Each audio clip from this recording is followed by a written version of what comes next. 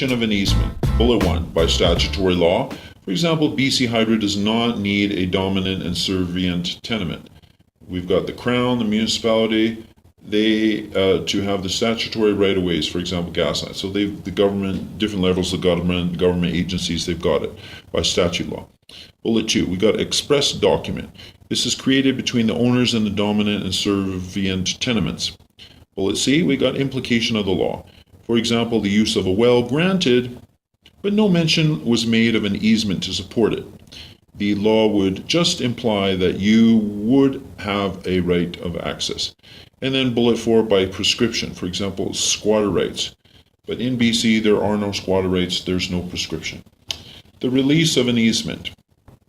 If the dominant tenement abandons property, this shows intention to release. Bullet B, express agreement between both dominant and servient as the present owners. Okay, so so you release it by the dominant tenement just run away, or you have an express agreement. You agree. All right. I don't know if I guess you would have to have a written contract. Restrictive covenants. This restricts the use of another's land. A restrictive covenant imposes a restriction on the use of one person's land for the benefit of another piece of land. This restriction must be a negative obligation. Even if the wording is positive, the restriction is negative in effect. For the person who imposes the restrictive covenant is the covenantee, and the person bound by the restriction is the covenantor. There are 3 essential requirements of a restrictive covenant. Number 1, it must be negative in nature. Number 2, the covenantee must retain property, or if the restrictive covenant benefits the land, not just the covenantee, then the restrictive covenant runs with the land and subsequent owners will be able to enforce the restrictive covenant. Okay, so then it runs with the land. 3, the burden of the restrictive covenant must have been intended by parties to bind the land, not just a personal promise, usually put in contract. This agreement is to be binding upon the covenantor, his or her heirs and assigns. Page 19, release of the restrictive covenant. Number 1, restrictive covenant can be released by an express agreement between the present owners. 2, it will be assumed to have been released if there is an open enjoyment to the land for years. 3, or if persons entitled to benefit have agreed to or ignored the changed use of property.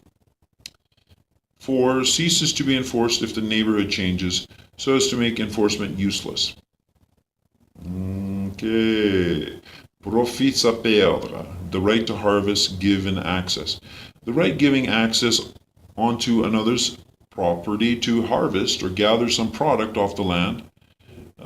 For example, it appears on the certificate of title that the homeowner gave the neighbor permission to come onto his property and hunt or fish or pick berries, and this right runs with the land to the next owner. Building schemes. We've got a group of restrictive covenants used in a subdivision for a developer to sell lots, and the developer builder wants to maintain uniformity in the use of the lots to protect their value. The following requirements must be met to constitute a building scheme. Bullet A, parties receive title from the same vendor. Bullet B, the vendor must have laid out and sold property subject to the restrictions to everyone equally. Bullet C, the intention of the benefit was to bind each lot. And bullet D, purchaser knowingly bought their lot with the understanding the restrictions were for the benefit of everyone. So we got Foxtrot properties, they develop a land, and the building scheme says everybody's got to have their house blue, a special kind of blue. And the buyers, before they buy, they know they've got this building scheme there, this group of restrictive covenants. Airspace. Airspace ownership is owned only as far as they can make effective use of it. Except the Federal Aviation Act allows aircraft to pass through your property's airspace without any liability as long as there was no damage caused. Airspace can become valuable. For example, a heritage home. You sell the airspace above it to a developer who builds a tower up and over the heritage home. Wow. Thus, you still keep the heritage home. That's weird. Subsurface. is owned by mainly the provincial governments, for example, for oil and minerals. We're not rich anymore if we strike oil, because the oil is claimed by the provincial government. Unlike the movie showing 100 years ago, like, what was it? There Will Be Blood. Water. All water except groundwater is the property of the provincial government. Landowners must be aware of licensing requirements under the Water Act and check with the city to see where the water rights are. Page 20, fixtures and chattels. Fixtures stay with the land and belong to the new purchaser. They are fixed to the land for the better use and enjoyment of the land. Chattels belong to the owners and go with the owner. They are for better use and enjoyments of the chattel itself. To decide which is a fixture or chattel, the courts have a two-part test. Number one, affixation. Articles attached to the land merely by their own weight will be considered chattels, unless circumstances show that they were intended to be part of the land. Articles which are fixed, even slightly, will be considered to be fixtures, unless circumstances show they were intended to be chattels. Number two, the purpose of affixation. Where an object is affixed for the better use or enjoyment of the object, as an object it will be considered a chattel. Where the object is affixed in order to enhance the land to which it is affixed, the object will be considered a fixture. Wow. Okay, let me see. I'm just going to go through my textbook here and see anything that was not mentioned. Holy fuck. Okay, so we got a short easement as a license.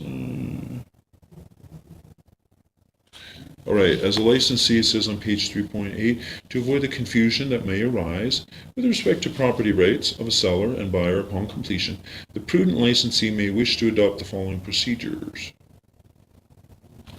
Take care. Number one, tell the seller and buyer that certain items on the property may or may not be included in the sale unless the parties specify in writing in the contract of purchase and sale that those items will or will not be included.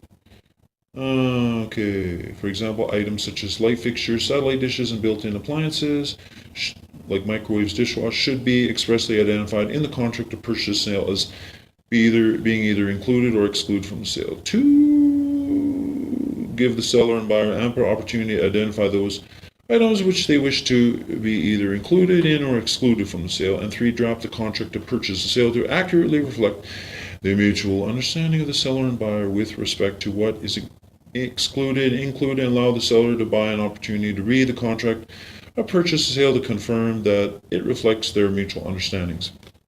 Sounds pretty cool, huh? We got restrictive covenants. All right, building schemes. We got Profisa Bed, property law, and discharge of interest. And oh, okay, just to mention licenses. Did they mention licenses here in the book? No. So anyways, okay, 3.12.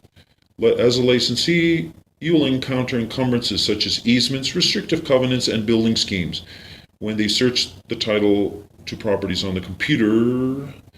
Okay, when taking listings, advertising property, and drafting contracts of purchase and sale, you, as a licensee, you got to ensure that the wording you use reflects the true state of the title. For example, if the property is subject to an easement, do not describe the property as clear title. All right, unless the easement has been kicked off. All right, license. A license is not an interest in land and can't be registered at the land title office. Rather, a license is a contractual right or privilege to do something that exists between two or more persons or legal entities. In the context of real property, a license may entitle a person to enter upon and use the grantor's land in a certain manner or for a certain purpose. For example, an agreement to dump topsoil on land for a short period of time. A license doesn't create an interest in land, therefore it doesn't bind or benefit subsequent buyers. For example, it doesn't run with the land. Okay, you get that? All right. It's the middle of page 20, co-ownership of land, joint tenancy, the right of survivorship.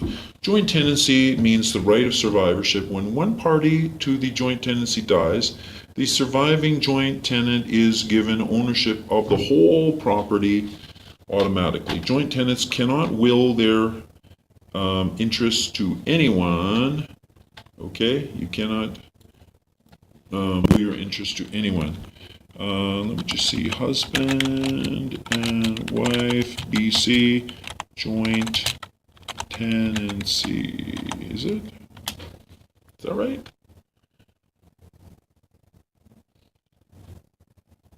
All right.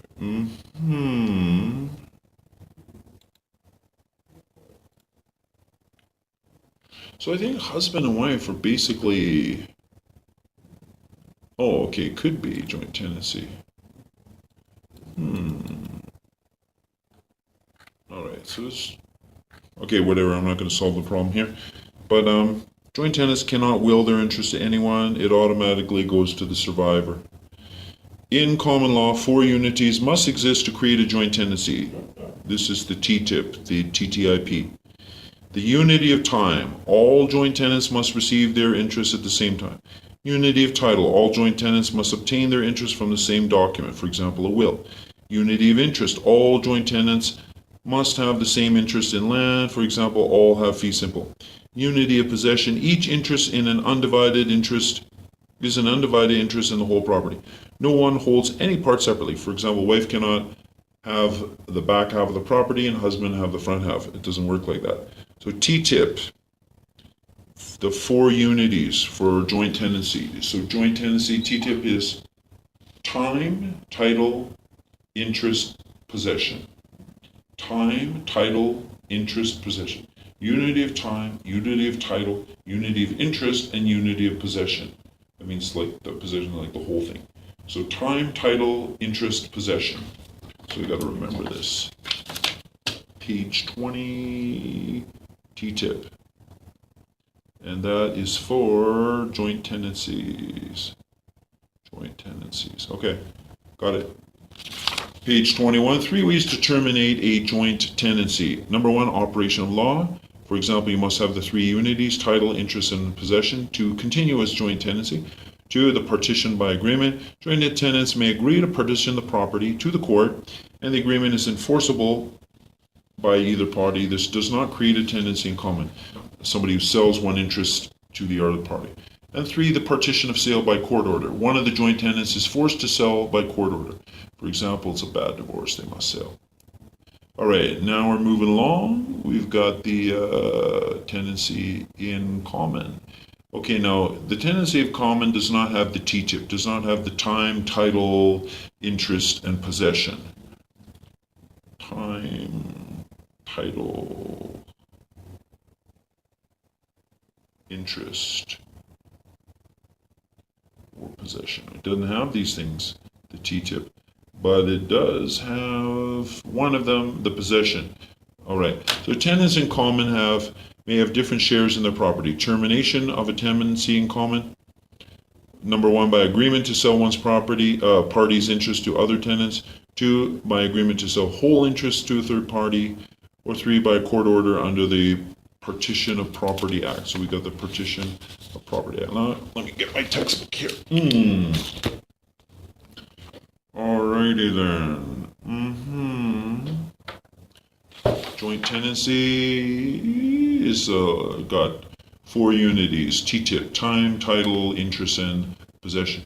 But tenancy common looks a little bit weaker. You can sell or bequeath your interest. In the event that the interest has not been sold at the time of death, their interest passes on as part of their estate. To whom?